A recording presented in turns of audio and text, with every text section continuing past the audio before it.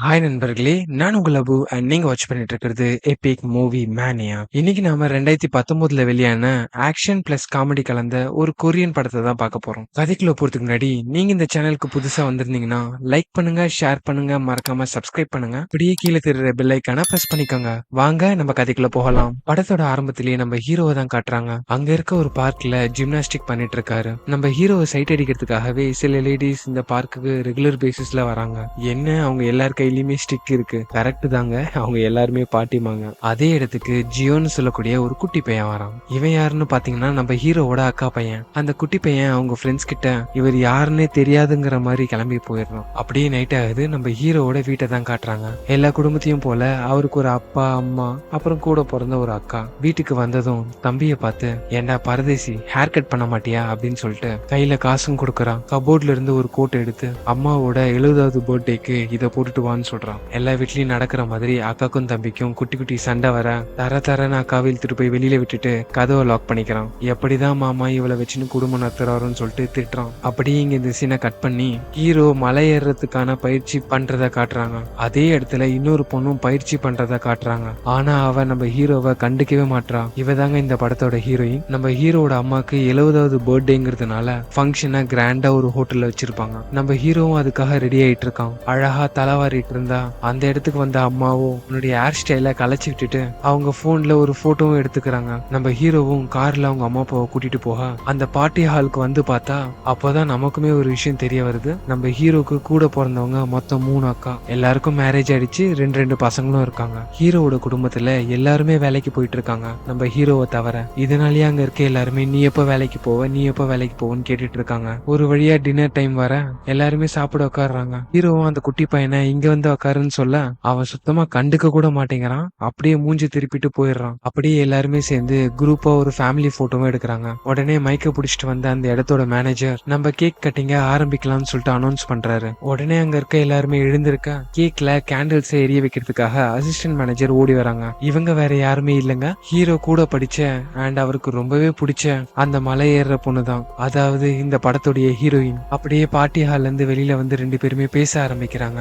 அப்பதான் தெரிய வருது, சின்ன வயசுல நம்ம ஹீரோ அந்த பொண்ணு கிட்ட ப்ரப்போஸ் பண்ணிருப்பான். பதிலுக்கு ஹீரோயினும் நம்ம ஃப்ரெண்ட்ஸாவே இருக்கலாம்னு சொல்லியிருப்பான். ஜஸ்ட் உங்ககிட்ட சொல்லணும்னு தோணுச்சு, அதனாலதான் அந்த டைம் பீரியட்ல உங்ககிட்ட சொன்னேன்னு சொல்லிட்டு சீன் போடுறோம். ஆனா உண்மையால என்ன நடந்திருக்குன்னு பாத்தீங்கன்னா ஹீரோயின் ரிஜெக்ட் பண்ணதும் அதை தாங்க முடியாத ஹீரோ பஸ் ஸ்டாப்ல ஒவ்வொன்னு ஒப்பாரி வச்சிருக்கான். நீங்க இப்ப என்ன பண்ணிட்டு இருக்கீங்கன்னு ஹீரோயின் கேட்க, நான் ஒரு பெரிய கம்பெனில மேனேஜரா இருக்கேன்னு போய் சொல்றான். அப்படியே அந்த இடத்துல ஆட்டம் பாட்டனும் பர்த்டே ஃபங்க்ஷன் போக இதே நேரத்துல அந்த மேனேஜர் அசிஸ்டன்ட் மேனேஜரை கூப்பிட்டு, நான் உனக்கு நிறையவே டைம் கொடுத்துட்டேன், எப்போ டேட்டிங் போலான்னு கேட்க, இதை கேட்ட ஹீரோயினும் எனக்கு அதுல இன்ட்ரெஸ்ட் இல்லைன்னு சொல்லிடுறான். இன்னும் கொஞ்சம் டைம் எடுத்துக்கோ, யோசிச்சு சொல்லுன்னு சொல்லிட்டு அங்க இருந்து கிளம்பிடுறான். அப்போ திடீர்னு பார்ட்டி நடக்கிற இடத்துல இருந்து கொஞ்ச தூரம் தள்ளி ஒரு பெரிய ட்ரக் வந்து நிக்குது. அதுல பெரிய பெரிய டேங்க் இருக்க. ட்ரக்ல இருந்த ஒருத்தன் மாஸ்க் போட்டு இறங்கி வரான். அவன் வச்சிருக்க ஒரு கைப்புடிய ட்ரக்ல பிக்ஸ் பண்ணிட்டு அந்த மிஷினை ஸ்டார்ட் பண்ணி விட்டுறான். அந்த இடத்துக்கு வந்த செக்யூரிட்டி கார்டு இங்கெல்லாம் ட்ரக்கை பார்க் பண்ண கூடாதுன்னு சொல்ல அவன் ஃபேஸ்ல இருக்க அந்த மாஸ்கை கலட்டி போட்டுறான். உடனே அந்த ட்ரக்ல இருந்து புகை வெளியேற ஆரம்பிக்குது.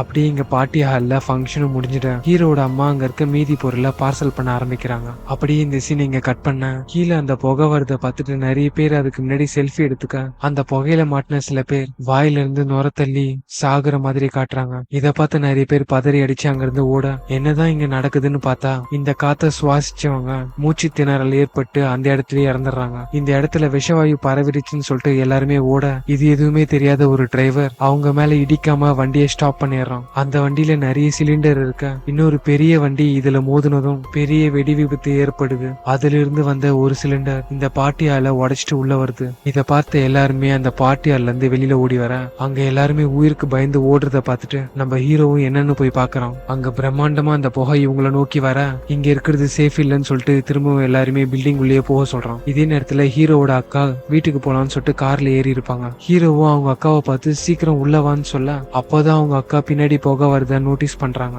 என்னதான் வேகமா ஓடி வந்தாலும் அந்த புகையை லைட்டா சுவாசிச்சிடுறாங்க. ஹீரோவும் அவங்க அக்காவை காப்பாத்தி பில்டிங் குள்ள தூக்கிட்டு வந்துடுறான். அவங்க அக்கா உடம்பு முழுக்கவே காயமா இருக்கு. மூச்சு விட ரொம்பவே சிரமப்படுறாங்க. ஹீரோவுமே 911க்கு கால் பண்ணி இந்த மாதிரி விஷவாயு பரவிட்டு இருக்க இந்த ஏரியால எங்க அக்காக்கு எமர்ஜென்சி மெடிக்கல் சர்வீஸ் தேவைப்படுதுன்னு சொல்றான். உடனே நம்ம ஹீரோயின் ஜன்னல் வழியா போய் பார்க்க அந்த புகை கொஞ்சம் கொஞ்சமா மேல ஏறிட்டு வரத நம்ம ஹீரோ நோட்டீஸ் பண்ணிடுறோம். இங்க இருக்க எல்லாருமே உடனே ரூஃப்க்கு போங்கன்னு சொல்றான். ஆனா யாருமே ஹீரோவோட பேச்சை கேக்குறதா இல்ல. உடனே அங்க இருக்க எல்லாரும் போனுக்கும் ஒரு அலர்ட் மெசேஜ் வர, இந்த கேஸ்ல இருந்து தப்பிக்கணும்னா எல்லாருமே ரூஃப் டாப்க்கு போங்கன்னு சொல்லிட்டு மெசேஜ் வர, இப்ப எல்லாருமே பதறி அடிச்சுட்டு மாடிக்கு ஓடுறாங்க. மூச்சு அரைக்க ஒரு வழியா லாஸ்ட் ஃப்ளோருக்கு வந்துட்டு அங்க இருக்க ரூஃப் டாப்போட டோரு லாக் ஆயிருக்கு. சாவி எங்க இருக்குன்னு அந்த மேனேஜர் கிட்ட கேட்க, கிரவுண்ட் ஃப்ளோர்ல தான் அந்த சாவி இருக்குன்னு சொல்லிடுறான். ஆனா ஃபர்ஸ்ட் ஃப்ளோர் வரைக்கும் ஆல்ரெடி போக வந்துருச்சு. இந்த சீன் இங்க அப்படியே கட் பண்ணி ரெஸ்கியூ டீமும் முடிஞ்ச அளவுக்கு அந்த இடத்துல இருந்து எஸ்கேப் ஆகி வர எல்லா மக்களுக்கும் ட்ரீட்மெண்ட் கொடுத்துட்டு இருக்காங்க. அந்த டோரை ஓபன் பண்றதுக்கு ஏதாச்சும் பொருள் இருக்கான்னு நம்ம ஹீரோ தேட,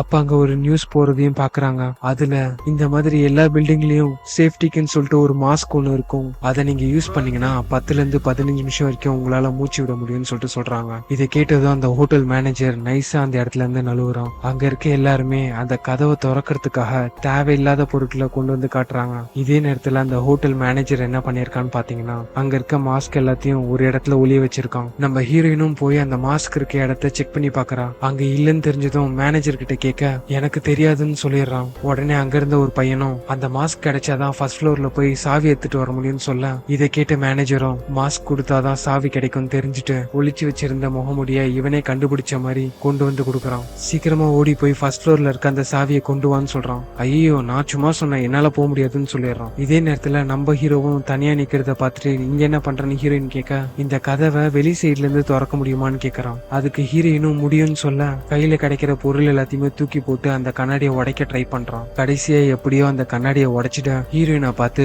ரோப்போ இல்ல ரோப் மாதிரி ஏதாச்சும் கொண்டு வான்னு சொல்றான். கடைசியா அங்க இருந்த கயிறை வச்சு அவன் இடுப்புல கட்டிட்டு அங்க இருக்க ஒருத்தவங்க கிட்ட ஷூவை கேட்டு வாங்கி போட்டுக்கிட்டு ஜம்ப் பண்ண ரெடி ஆகுறான். இதே நேரத்துல அந்த இடத்துக்கு வந்த ஹீரோவோட அப்பா, வேணாம் இது ரொம்ப ரிஸ்க், நீ ட்ரை பண்ணாதன்னு சொல்றாரு. இந்த விஷயத்த கேள்விப்பட்ட அவனுடைய அம்மாவும் ஓடி வர, அம்மாவை பார்த்து அடுத்த நொடி அவங்க வந்தா கண்டிப்பா என்ன ஜம்ப் பண்ண விட மாட்டாங்கன்னு மனசுலயே நினைச்சுக்கிட்டு அப்படியே வேகமா ஓடி போய் ஒரு பெரிய ஜம்ப் பண்றான். ஆனா கை ஸ்லிப் ஆகி கீழே விழுந்துடுறான். யார் பண்ண புண்ணியமோ கீழே இருக்க இன்னொரு கம்பியை பிடிச்சி தொங்கிட்டு இருக்கான். அப்படியே கொஞ்சம் கொஞ்சமா ஏறி மேலேயும் வந்துடுறான். இப்ப அவனுக்கு காத்துட்டு இருக்க அடுத்த டாஸ்க் என்னன்னா, திரும்பவும் அவனுக்கு எதிர்க்க இருக்க பில்டிங்ல ஏறி போய் அந்த கதவை வெளி சைட்ல இருந்து ஓபன் பண்ணணும். அதுக்கான வழியை ஹீரோ தேட, இத பார்த்து தெரிஞ்சுக்கிட்ட நம்ம ஹீரோயினும் அவனுக்கு கிரிப் கிடைக்கணுங்கிறதுக்காக சாக் பீஸ் எடுத்துட்டு வந்து தூக்கி போடுறான். உடனே அந்த சாக் பீஸ தூளாக்கிட்டு அவன் இருக்க பில்டிங் மேல தாவி தாவி ஏறிட்டு ஒரு கம்பி எடுத்துட்டு அவங்க அப்பா அம்மா இருக்க அந்த பில்டிங்க்கு திரும்பவும் எகிரி குதிக்கிறான். ஆனா கம்பி மிஸ் ஆகி கீழே விழுந்துட ஜஸ்ட் மிஸ்ல அங்க இருக்க ஒரு செவரு பிடிச்சி தொங்கிட்டு இருக்கான். அப்படியே படிப்படியா ஏற இன்னமும் அவன் இடுப்புல அந்த கயிறு கட்டி தான் இருக்கான். எப்படியோ குரங்கு மாதிரி தவி தவி ஆல்மோஸ்ட் கிட்ட வந்துடுறான். இன்னும் ஒரு கல்ல புடிச்சிட்டானா மேல ஏறிடுவான். ஆனா அவனுடைய போதாத காலம் அவன் கட்டிட்டு வந்த கயிறோட லென்த் பத்தல. அந்த கயிறு அவனுடைய சேஃப்டிக்காக தான். இன் கேஸ் அவன் கீழே விழுந்தாலும் அந்த கயிறு அவனை காப்பாத்தும். பட் இப்ப வேற வழி இல்ல. அந்த கயிறை கழட்டி விட்டுட்டு கொஞ்சம் கொஞ்சமா மேலே ஏற ஆரம்பிக்கிறான். இத பார்த்த ஹீரோயினும், டேய் நீ என்ன முட்டாளடான்னு சொல்லிட்டு கத்துறான். ஒரு வழியா ஆல்மோஸ்ட் கிட்ட வந்துடுறான். ஆனா அங்க ஒரு சிலை இருக்கு. எப்படியோ அந்த சிலையோட பல்ல புடிச்சு கொஞ்சம் கொஞ்சமா ஏறி மேல வந்துடுறான். வந்த உடனே கதவை ஓபன் பண்ணி விட்டுறான். உடனே அங்க ரெஸ்கியூக்கு ஹெலிகாப்டர் வருத பார்த்துட்டு எல்லாருமே கத்த ஆரம்பிக்கிறாங்க. ஆனா இவங்க சத்தம் கேட்காம ஹெலிகாப்டர் அங்க இருந்து கிளம்பிட, இவங்க இங்க இருக்கிறது ஹெலிகாப்டருக்கு தெரியணுங்கிறதுக்காக எல்லாரோட போன்லயும் டார்ச் ஆன் பண்ணிட்டு ஹெச்ங்கிற ஷேப்ல நின்னுட்டு டேப் பண்றாங்க. இதே நேரத்துல கவர்மெண்ட் அந்த கேஸை ஸ்ப்ரெட் பண்ணவன் யாருன்னு கண்டுபிடிச்சிடுறாங்க. ஒரு கெமிக்கல் கம்பெனியோட ஃபவுண்டர். அவருடைய ஃபேக்டரிய சர்ச் பண்றதுக்காக போலீஸும் அந்த இடத்துக்கு போறாங்க. ஏன் இப்படி பண்ணாருன்னு சொல்லிட்டு செக் பண்ணா ரீசெண்டா தான் அவரை வேலையை விட்டு தூக்கியிருப்பாங்க. அது மட்டும் இல்லாம இது வரைக்கும் அவர் கண்டுபிடிச்ச எல்லா பேட்டன் ரைட்ஸையும் அவர்கிட்ட இருந்து பறிச்சுட்டாங்க. இதுக்கு பழி வாங்குற விதமா தான் அவர் இந்த ஸ்மோக் கேஸ கண்டுபிடிச்சிருக்காரு. அதுதான் சிட்டில ஸ்ப்ரெட்டும் பண்ணிருக்காரு. இதே நேரத்துல இங்க நம்ம ஹீரோட ஃபேமிலியும் காட்டுறாங்க. அவங்க எவ்வளவுதான் ட்ரை பண்ணாலும் ஒரு ஹெலிகாப்டர் கூட இவங்க இருக்க இடத்த பார்க்கல. அப்பதான் நம்ம ஹீரோயின் என்ன பண்றான்னா, அங்க இருக்க மத்த லைட்ஸ் எல்லாத்தையுமே ஆஃப் பண்ணிட்டு ஒரு லைட்டை மட்டும் ஆன் பண்ணிட்டு போன் டார்ச் லைட்ல இவங்க டேப் பண்ணிட்டு இருக்காங்க. எப்படியோ ஒரு வழியா ஹெலிகாப்டர் இவங்க பக்கம் திரும்பிடுது. மக்களை கூட்டிட்டு போறதுக்கான அட்டாச்மெண்ட்டை கீழே அனுப்புறாங்க. எல்லாருமே அதுக்குள்ள ஏறிடுறாங்க. கடைசியில வெயிட் தாங்காம 2 பேர் மட்டும் கீழே இறங்குற சுச்சுவேஷன். நம்ம ஹீரோவும் ஹீரோயின் மட்டும் இறங்கிட்டு மத்த எல்லாரையும் அனுப்பி விட்டுறாங்க. ஹீரோவோட அம்மாவும் எங்க கூடயே வந்துருன்னு சொல்ல ஹீரோவும் பரவாயில்ல நீங்க போங்கன்னு சொல்லிட்டு அனுப்பி வச்சிடறோம். இங்க இவங்க 2 பேரும் தனியா மாட்டிக்கிறாங்க. ஹீரோயின் ஹீரோக்கு ஆறுதலா பேச இந்த சைடு வந்து பார்த்ததுக்கு அப்புறம் தான் தெரியுது அவங்களுமே அழுதுன்னு தான் இருக்காங்க.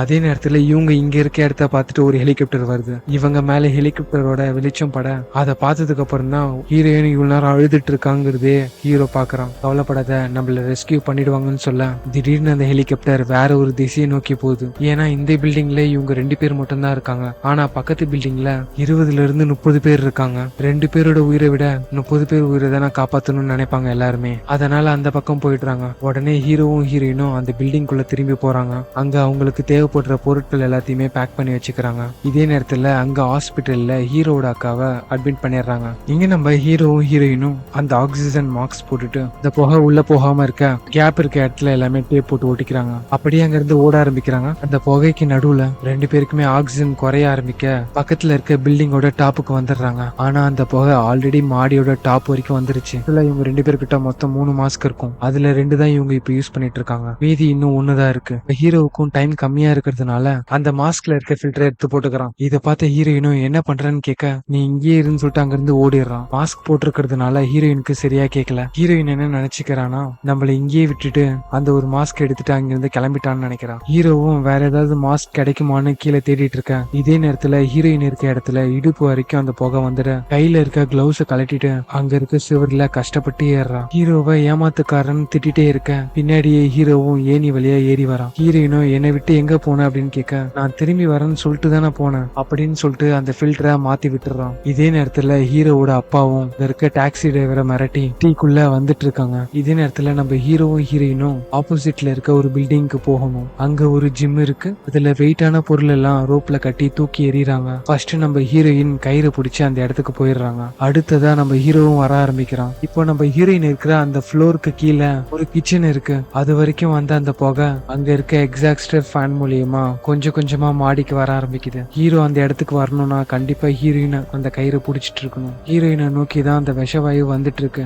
இன்னும் கொஞ்ச நேரம் அந்த ரோப்பை பிடிச்சிட்டு இருந்தா விஷவாயு தாக்கி அவ அந்த இடத்துல இறந்துருவா. இதை பார்த்த ஹீரோவும் பின்னாடி போயிட்டு நீங்க இருந்து தப்பிச்சு போயிடுன்னு சொல்றான். உடனே ஹீரோயின் இருந்து அந்த இடத்துக்கு போக வந்துட அவளும் பின்னாடி போயிடுறா. இங்க ஹீரோயினோட இடுப்புல கயிறு கட்டி இருக்கும். அவன் நினைச்சா அதை கழட்டிட்டு அங்க இருந்து கிளம்பி இருக்கலாம். ஆனா என்ன பண்ணுறதுன்னு தெரியாம ஹீரோயின் அதே இடத்துல நிக்க ஹீரோயினோட இடுப்புல கட்டியிருக்க அந்த கயிறு இழுக்க ஆரம்பிக்குது. என்ன நடக்குதுன்னு பார்த்தா ஹீரோ இன்னும் வெயிட்டா இருக்கிற ஒரு பொருளை கட்டி தூக்கி எரிஞ்சிருப்பான். மாஸ்க் போட்டுட்டு அந்த புகையில இருந்து வெளியில வந்துடுறான் நம்ம ஹீரோ. இதே நேரத்துல ஹீரோவோட அப்பாவும் அவங்க ஃப்ரெண்ட்ஸும் ஒரு வழியா சிட்டி கிட்ட வந்துடுறாங்க. ஆனா அங்க இருக்க ஒரு ரிவரை தாண்டி எப்படி போறதுன்னு தெரியாம யோசிச்சுட்டு இருக்கா. உடனே அவங்க பக்கத்துல இருந்து ஒரு ட்ரோன் பறந்து போகுது. என்னன்னு பார்த்தா நியூஸ கலெக்ட் பண்றதுக்காக அங்க 2 பேர் வந்திருக்காங்க. அந்த ட்ரோன் மூலியமா எல்லாத்தையுமே ரெக்கார்ட் பண்ணி சிட்டி இப்ப எப்படி இருக்குன்னு மக்களுக்கு காட்டுறதுக்காக இந்த இடத்துக்கு வந்திருக்காங்க. ஒரு வழியா நம்ம ஹீரோவும் ஹீரோயினும் மாடிக்கு வந்துற 20 பேர் இருந்தா தானே ஹெலிகாப்டர்ல வந்து காப்பாத்துவாங்க. அங்க ஒரு ஷாப்ல இருக்க நிறைய பொம்மைங்களை கொண்டு வந்து மாடியில நிக்க வைக்கிறாங்க. ஒரு 20 பேர் அங்க இருக்க மாதிரி கணக்கு காட்டிட்டு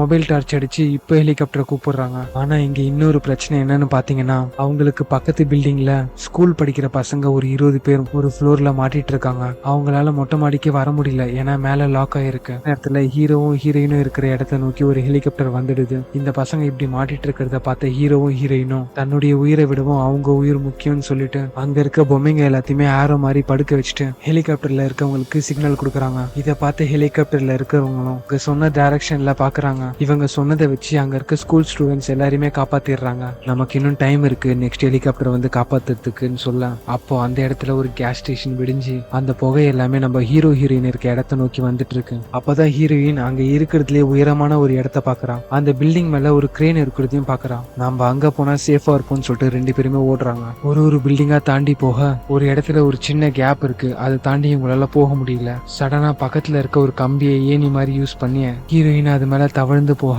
அப்போ அந்த இடத்துக்கு ஒரு ட்ரோன் வருது. அது வழியா ஹீரோட அப்பாவும் ஹீரோ உயிரோட இருக்குன்னு சொல்லிட்டு சந்தோஷப்படுறாரு. இந்த சத்தம் கேட்டு போலீஸ் அங்க வந்து அவங்க எல்லாரையும் அனுப்ப பார்க்க இங்க பாருங்க என்னுடைய பையன் இன்னும் அங்க உயிரோட தான் இருக்கான் அப்படின்னு சொல்ல அவங்களும் அங்கேயே இருந்து அங்க நடக்கிறது எல்லாத்தையும் பாக்குறாங்க. அந்த பத்திரிகையாளர்ல ஒருத்தன் இவங்க 2 பேரும் அங்க உயிருக்கு போராடிட்டு இருக்க அந்த காப்பிய அவங்க நியூஸ் சேனலுக்கு அனுப்பி விட்டுறான். அது அந்த நியூஸ் சேனலும் டெலிகாஸ்ட் பண்றாங்க. அதை ஹாஸ்பிட்டல்ல இருக்க எல்லாருமே பாக்குறாங்க. இதே நேரத்துல இந்த விஷயத்த பார்த்த நிறைய யூடியூபர்ஸ் இவங்க 2 பேரையும் காப்பாத்தணும்னு சொல்லிட்டு கவர்மெண்ட் கிட்ட ரிக்வெஸ்ட் வைக்கிறாங்க. இந்த நியூஸ் ரொம்ப வைரல் ஆகி எல்லாருடைய போக்கஸும் இவங்க மேல திரும்புது. அப்படியே ஒரு சர்வலான ஒரு ஓட்டு மேல இவங்க 2 பேருமே ஓடுறாங்க. அப்போ அவங்க பேலன்ஸ் மிஸ் ஆக 2 பேருமே கையை பிடிச்சிட்டு ஓடுவாங்க பாருங்க. இந்த சீன்லாம் வேற லெவல்ல இருக்கும். அப்படியே அவங்க 2 பேரும் ஓடிட்டே இருக்கும்போது 2 பேரோட இடுப்புலயும் ஒரு கயிறை கட்டிக்கிறாங்க. அப்படியே சிவர்ல இருக்க லைட்டு மேலாம் ஏறி போறாங்க. எப்படியோ பில்டிங்கோட டாப்புக்கும் ஏறி வந்துட அங்கதான் அவங்களுக்கு ரொம்ப பெரிய ஷாக் காத்துட்டு இருக்கு. அவங்க இப்ப இருக்க பில்டிங்க்கும் அவங்களுக்கு எதிர்க்க இருக்க பில்டிங்க்கும் இருக்கிற தூரம் ரொம்பவே அதிகம். இவ்வளவு நேரம் இவங்களை ஃபாலோ பண்ணிட்டு வந்த அந்த ட்ரோனோட பேட்டரியும் காலியாகி கீழே விழுந்துடுது.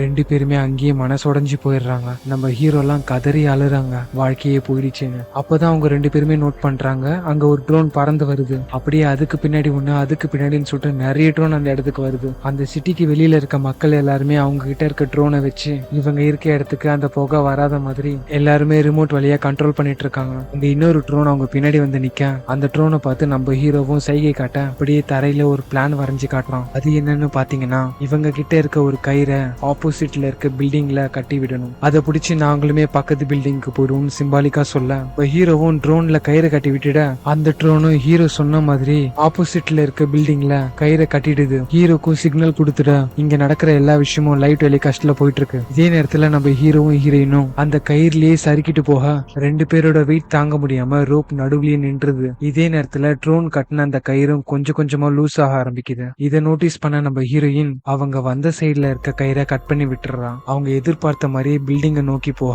சடனா அந்த ட்ரோன் கட்டின அந்த கயிறும் கட் ஆயிடுது. அவங்க 2 பேரும் கீழே விழுறத பார்த்து ஹீரோட ஃபேமிலி அழுகுறாங்க. அதோட அந்த விஷுவலும் ஸ்டாப் ஆயிடுது. இந்த விஷயம் எப்படியோ கவர்மெண்டோட பார்வைக்கு போக அவங்க 2 பேரும் ரெஸ்கியூ பண்றதுக்காக ஒரு ஹெலிகாப்டர் அனுப்புறாங்க. லைட் அடிச்சு சுத்தியும் தேடி பாக்குறாங்க யாராச்சும் உயிரோட இருக்காங்களான்னு. எந்த ஒரு அறிகுறியும் இல்லைங்கிறதுனால நம்ம கிளம்பலாம், மத்தவங்கள காப்பாத்த போலாம்னு சொல்லிட்டு ஹெலிகாப்டர் திருப்ப அப்போ அங்க இருக்க ஒரு கிரெயின்ல ஏதோ பட்டாசு எரியற மாதிரி தெரிய நம்ம ஹீரோவும் ஹீரோயினும் ஸ்டார்டிங்ல கிளம்பும் போது உயிரை காப்பாத்திக்கிறதுக்காக சில பொருட்களை பேக்ல எடுத்து வச்சிருப்பாங்கல்ல, அதுல சில பட்டாசுகளையும் போட்டு வச்சிருப்பாங்க. அது அந்த கிரெயின்ல அங்கங்க போட்டு எரிய வச்சிருப்பாங்க. கடைசியா அவங்க கையில இருக்க சில பட்டாசு கொளுத்தி அவங்க இருக்க இடத்த காட்டுறாங்க. அந்த ஹெலிகாப்டரோட வெளிச்சம் அவங்க மேல பட அப்போதான் அவங்களுக்கு நிம்மதியே வருது, நம்ம தப்பிச்சோன்னு. அப்படியே அவங்க 2 பேரையும் ரெஸ்கியூ பண்ணி ஹாஸ்பிட்டல்ல கொண்டு போய் விட நம்ம ஹீரோவை பார்த்துதான் அவங்க ஃபேமிலி கட்டி பிடிச்சி ரொம்பவே சந்தோஷப்படுறாங்க. நம்ம ஹீரோயினுக்கும் ரொம்பவே கஷ்டமா இருக்கு, இந்த மாதிரி ஒரு ஃபேமிலி நமக்கு இல்லையேன்னு. அந்த இடத்துக்கு மேனேஜர் வரான். ஏதோ ரொம்ப அக்கறை இருக்கவன் மாதிரி டாக்டர் டாக்டர்னு கத்துறான். யாராச்சும் 2 பேர் இறங்கணும்னு சொல்லிட்டு அந்த ஹெலிகாப்டர்ல இருந்து சொல்லும் போது இந்த மேனேஜர் ஓரமா போய் ஒளிஞ்சிருப்பான். அதை நினைச்சு பார்த்த ஹீரோயினும் பலார்னு அவன் கணத்துல ஒண்ணு விட்டுட்டு இந்த போஸ்டிங் எனக்கு வேணான்னு சொல்லிட்டு அந்த பேட்சை கிழிச்சு எரிஞ்சிடறான். இதே நேரத்துல நம்ம ஹீரோவும் ஹீரோயினை தேடிட்டு வரான். அவ கூட சந்தோஷமா பேச ஆரம்பிக்க இந்த இடத்துலயே இந்த கதை முடியுது. கடைசியா ஒரு கோரிக்கை, இந்த வீடியோ பாக்குற எல்லாருமே சப்ஸ்கிரைப் பண்ணிட்டு பாருங்க. அப்படியே மறக்காம நோட்டிபிகேஷன் பட்டனை ஆன் பண்ணிக்கோங்க. அப்போதான் நான் போட்ட உடனே அந்த கதை உங்களை வந்து சேரும். தேங்க்ஸ் ஃபார் வாட்சிங். மீண்டும் ஒரு நல்ல கதையில் சந்திப்போம்.